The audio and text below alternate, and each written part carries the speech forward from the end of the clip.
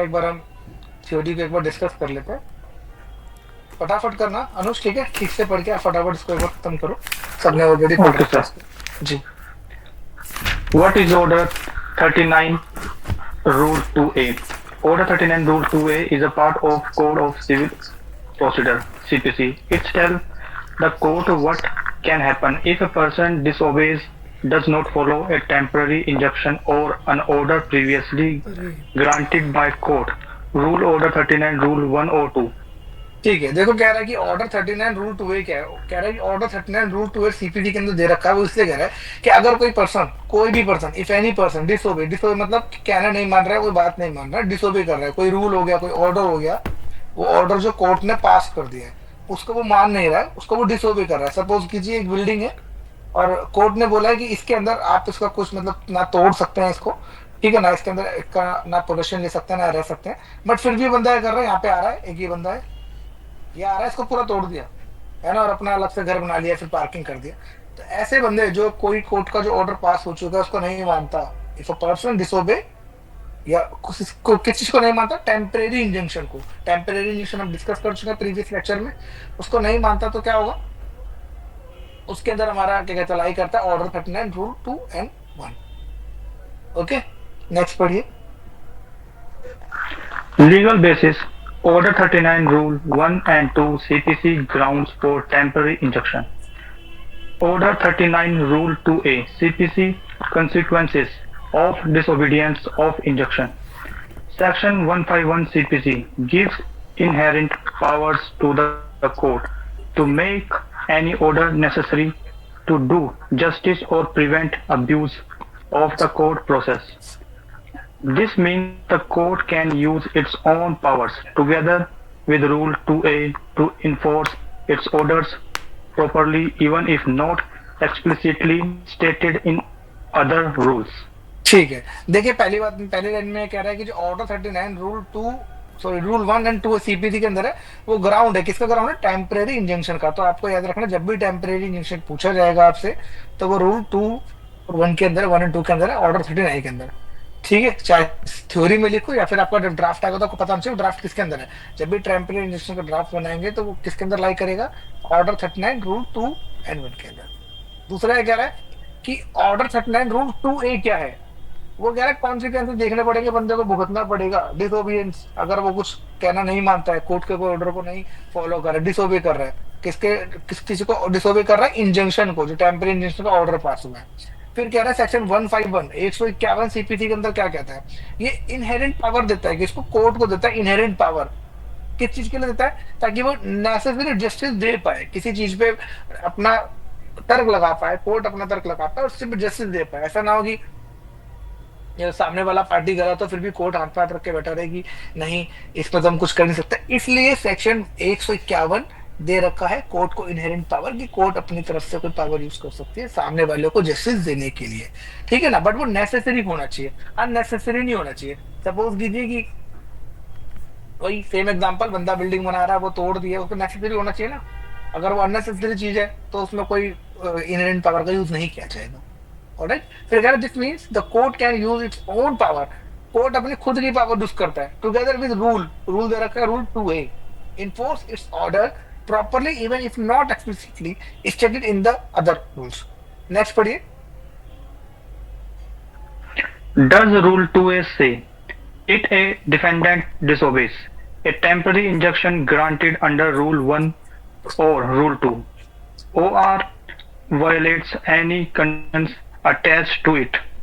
कह रहा है कि जो आगे बोलो सर। हमारा, हाँ एक मिनट रुकिए, कह रहा है कि क्या करता है रूल 2A, क्या कहता है, कह रहा है कि भाई अगर किसी बंदे ने, किसी मतलब डिफेंडेंट ने डिसोबे कर दिया किसी को, टेम्परेरी इंजंक्शन को, जो ग्रांट हुई अंडर, किसके अंदर ग्रांट हुई है, रूल 1 and रूल 2 के अंदर, अगर वो डिसोबे कर रहा है और वायलेट कर रहा है एनी कंडीशन जो अटैच है। मान लीजिए कोर्ट ने बोला कि आप दोनों, किसी दो ए और बी के क्या कहते हैं अंदर मुकदमा चल रहा है, इन दोनों पार्टी, दोनों पार्टी ए और बी, इन दोनों पार्टी ने एक मुकदमा कर रखा है, ठीक है, यहाँ पे टेम्परेरी इंजंक्शन दे रखा है, इसको बी को टेम्परेरी इंजंक्शन का ऑर्डर पास करा हुआ कि आप अपनी कार को ना यहाँ नहीं लगाएंगे जब तक फाइनल ऑर्डर पास नहीं होता, क्योंकि कार के चक्कर में इनकी लड़ाई हो रही थी बार बार। कि आप पार्क नहीं करेंगे, बट फिर भी ये कर रहा है। अब ये कंडीशन लगा दी कि ना कार पार्क करेंगे, ना आप रह सकते हैं वहां पे, ना कोई घर बना सकते हैं, ना अपना कोई सामान नहीं रख सकते, ना किसी को आप बेच सकते हैं। बट क्या कह रहा है, ये क्या अटैच कंडीशन दे दी इसमें ना, अटैच कंडीशन दे दी। इसको भी अगर फॉलो नहीं करता, वॉयलेट करता है, तो भी वो डिसोबे करेगा। ऑलराइट, आगे पढ़िए। द कोर्ट में directly take strong action. They directly take strong action by attacking, attacking the property of attaching the person attaching the who property. attaching the property of person who disobeys, take legal control of their property, sending the person to civil prison for up to 3 months unless the court orders their release. देखिए क्या कह रहा है कि court क्या Property करेगा, attach attach. रुक जाइए, कोर्ट क्या कह रहा है, उसकी प्रॉपर्टी को अटैच कर लेगा, मतलब अपने अंडर कर लेगा उसको, अपने क्या कहते हैं, अपने अंदर ले लेगा कि भाई उसकी प्रॉपर्टी को नहीं देने देगा उसे, है ना, उस पर केस हो जाएगा तब। दूसरा क्या कह रहा है, जो डिसोबे करेगा उसके कंट्रोल कर लेगा प्रॉपर्टी को, है ना। दूसरा कह रहा है उसको भेज देगा, सिविल प्रिजन में भेज देगा, 3 मंथ्स के लिए भेज सकता है वो, unless the court order their release, जब तक कोर्ट को ऑर्डर दोबारा पास नहीं कर देगी कि इसको रिलीज करना चाहिए। Next. property attachment can last 1 year, and if the disobedience continues even after that, the attached property may be sold by the court. From the sale money, the injunction party plaintiff may get the compensation. रुक जाइए, कह रहा है property attachment can last up to 1 year, 1 साल तक के property को attach किया जाता है। And if the disobedience continue, अगर वो डिसओबीडियंस को कंटिन्यू करता है, उसको रूल को नहीं मानता, जो भी कोर्ट का ऑर्डर पास हुआ है, even after that the attached property may be sold by the court. कह रहा है कोर्ट उसकी जो प्रॉपर्टी होगी ना, जिसको उन्होंने अटैच कर रखा है, उसको बेच भी सकता है, बेच देगा वो। मे लिखा है ना, मे बी और शैल का मतलब बताया था मैंने लास्ट क्लास में, तो वो बेच भी सकता है उसकी प्रॉपर्टी को। From the sale money the injured party, जो कि प्लांटिफ होता है, जो सेल करेंगे उसकी प्रॉपर्टी को, जो सेल कर दिया है, उससे कुछ मनी आया है, पैसा आया है, उसको क्या करेगा, इंजर्ड पार्टी जो कि हमारा प्लांटिफ है, उसको कंपनसेट कर देगा, जो भी उसका नुकसान हुआ उसकी भरपाई कर देगा। Alright, next. Why is the rule important for the plaintiff? A temporary injunction is granted to protect the plaintiff's right while the main case is pending. Rule 2A ensures the defendant respect the court's order and does not casually violate it. It gives the plaintiff powerful remedies if the defendant disobeys, making the injunction meaningful and enforceable. रुक जाइए, कह रहा है why this rule important for the plaintiff, plaintiff के लिए rule इतना important क्यों है, कि कह रहा है और टेम्परेरी इंजंक्शन इज ग्रांटेड, कब ग्रांट होता है, प्रोटेक्ट कर रहा है प्लांटिफ को, उसके राइट्स को प्रोटेक्ट कर रहा है, ठीक है। जब उसका केस क्या होता है, पेंडिंग होता है। आपने पिछली क्लास में पढ़ा होगा कि जब केस चल रहा होता है, जब क्या कहते हैं, केस को चल रहा होता है, उस दौरान कोई दूसरी पार्टी, मतलब कि जो डिफेंडेंट है, वो ऐसा कोई चीज ना कर दे जो प्लांटिफ को नुकसान पहुंचाए। फिर कह रहा है रूल 2 क्या करता है, रूल 2 हमारा इंश्योर करता है that the defendant respect the courts order. अगर ये जो डिफेंडेंट है ना, कोर्ट का ऑर्डर की रिस्पेक्ट नहीं करेगा, उसको मानेगा नहीं, फॉलो नहीं करता, कहते हैं कैजुअली वायलेट करते हैं, तो बाई चांस मान लीजिए कि गलती से हो गया वायलेट, 1-2 बार हो जाता है, कई बार से मान लीजिए एग्जांपल देता मैंने प्रॉपर्टी वाला, उसकी प्रॉपर्टी में गाड़ी लगा दी बाई चांस कभी गलती से, तो बात अलग है, बट कंटिन्यू कर रहा है, जानबूझ के वायलेट करेगी नहीं, मैं तो मानूंगा ही नहीं। तो वो ये रूल 2 इंश्योर करता है कि डिफेंडर जो है रिस्पेक्ट करे ऑर्डर की, जो कोर्ट से आया है। It give the plaintiff powerful remedy, ये क्या कह रहा है, प्लांटिफ को क्या कहता है, पावरफुल रेमेडी दे रहा है if the defendant disobey. Sir, हाँ जी, 2-3 लोगों का एक्सेस आया है, एक्सेप्ट कर लूं? कर लो। Okay sir. कह रहा है it give plaintiff powerful remedy, ये प्लांटिफ को पावरफुल रेमेडी दे रहा है, क्या करेगा, इफ द डिफेंडेंट डिसोबे, अगर डिफेंडेंट उसको नहीं मान रहा है, कोर्ट के ऑर्डर को डिसोबे कर रहा है, making the injunction meaningful and enforceable, ताकि जो हमारा इंजंक्शन का जो ऑर्डर पास होता है वो मीनिंगफुल रहे और इन्फोर्सेबल रहे। अदरवाइज तो लोग क्या करेंगे, कोर्ट ऑर्डर करेगा और लोग सुनेंगे ही नहीं। ठीक है जी, नेक्स्ट पढ़िए अनुज। The rule of section 151 CPC, even if the situation does not exactly fit in rule 2A, the court can use inherent powers under section 151 CPC to ensure that justice is done. This means the court may make orders necessary to enforce injunction or stop misuse of process. These powers help the court deal with the situations not expressly covered by the rules. अब देखिए कह रहा है जो role है ना section 151 151 का, वो क्या कह रहा है सीपीसी के अंदर, कह रहा है कि अगर कोई सिचुएशन ऐसी आती है जहाँ पे एग्जैक्टली फिट नहीं बैठता हमारा रूल 2 है, सीपीसी के अंदर रूल 2 है फिट नहीं बैठता, तो कोर्ट क्या है अपने अंदर जो उसकी खुद की पावर है ना, इनहेरेंट पावर, उसका यूज कर सकती है ताकि वो इंश्योर कर सके जस्टिस को, जस्टिस दे सके। ये कह रहा है this means the court may make order necessary to enforce injunction to stop misuse. अब भाई मान लीजिए कि कोई बंदा मिसयूज कर रहा है उसको ऑर्डर को, तो वो स्टॉप कर सकता है उसको, ठीक है। These power have the court deal with situation not expressly cover by the rule. भाई अगर कोई नहीं है, कोई क्या कहते हैं रूल के अंदर कवर नहीं हो रहा है कोई चीज को, तो भाई ये सिचुएशन है ताकि उससे डील कर सके, कोर्ट को पावर देते हैं। अभी एग्जांपल पढ़िए, एक्सप्लेनेशन पढ़िए। Explanation: imagine if you file a suit saying your neighbor is digging your land illegally. The court gives a temporary injunction stopping them from doing this until the final decision. Despite the injunction, the neighbor keeps digging.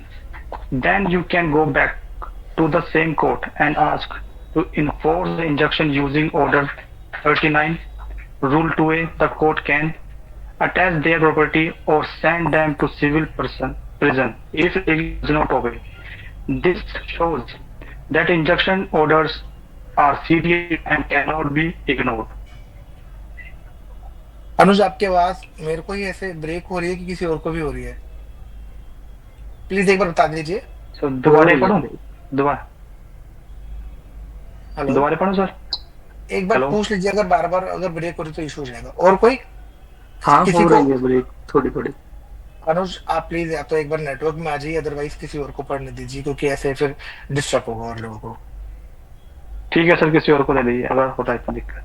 ठीक है अनुज, अजय आप पढ़ेंगे? तो पढ़ देता हूँ। ठीक है ठीक है, दोबारा से इस वाले को पढ़ लीजिए एक बार, एक्सप्लेनेशन को यहाँ से।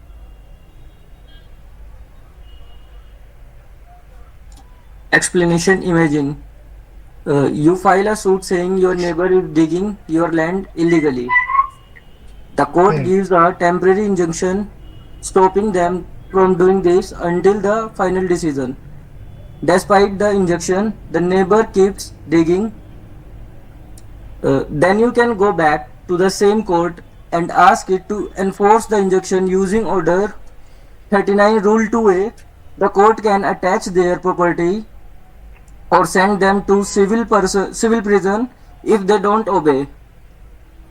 This shows that injunction orders are serious and cannot be ignored.